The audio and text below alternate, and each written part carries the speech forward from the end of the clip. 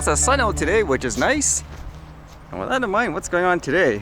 Lots of, war-related news still, as you would expect, but how about this one first I read? Imagine flying a drone with an actual gun. This one says, Sig Sauer shows off P365 pistol-armed aerial drone. Is this a gun manufacturer? It says Sig Sauer brought 2 different quadcopters armed with pistols to this year's iteration of the Association of the U.S. Army's main annual convention in Washington, D.C., which opened yesterday. Sig Sauer is also the company behind the U.S. Army's new XM7 rifle and XM250 light machine gun, both in the 6.8 by 51mm caliber, as well as the 9 by 19mm modular handgun system pistols that are now becoming standard across the U.S. military. Is this a good idea? Kind of interesting where, when they interviewed the person, they asked, do you think it's a good idea? And it says here, the person says, why wouldn't we? The small arms space right now is about the expansion of capability in the combined tech world. Every imaginable aspect of what you could put on a drone. How do you arm a man-portable drone that's effective? We are in the age of discovery of what's possible. Crazy. I would expect this type of stuff to be in a war environment and all that, but just in general, it's like, hey, why not? And as it indicates here, they don't know the exact type of drone it's using, but they do say that this pistol, for example, is heavily marketed in the United States. Is that true? By the way, kind of crazy. People are saying fear recreational toy drones and all that. I think it's stuff like this you should be worried about. Of course, there's still a lot of story about the war between Israel and Palestine, and this one actually sounded kind of disturbing, where if this is accurate anyways with the reporting and the quote, it almost feels like this may become like a worldwide thing in terms of a war anyways. This one says, former Hamas chief calls for protests, neighbors to join war against Israel.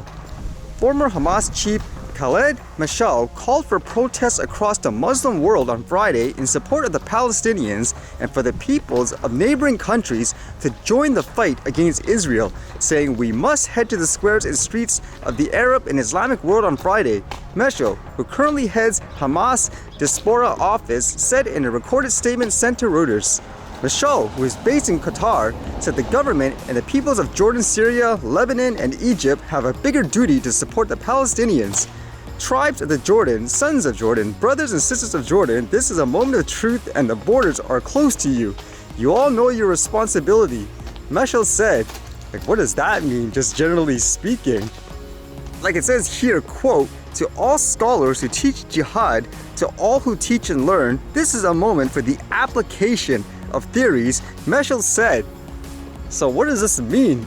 Is it kind of like telling everyone in the world, who studies this religion, for example, to quote, take action? What do you mean by quote, take action? For example, is it implying to everyone around the world, any friends of our enemies is your enemy? Take action as in, for example, something physical? That would be kind of scary if that's the case. I know that's what comes across in a lot of people's minds as well. Are people going to get, quote, violent in that way? With that, innocent people, are going to, unfortunately, lose their lives, because I was actually reading how apparently they cut off all the water supply in a certain region, so that will affect literally everyone, even innocent civilians. And then there's more, attacks against Hamas, like this one here by the Israel Defense Forces. It says, Hamas transformed an institute of knowledge into an institute of destruction. A short while ago, the IDF struck an important Hamas operational, political, and military center in Gaza, the Islamic University. Hamas transformed a university into a training camp for weapons development and military intelligence. So you can see they did what they said, they blew it up. But either way, it seems like there's no stopping this. Innocent people will unfortunately lose their lives and all that, huh? Again, there's no winner in these wars.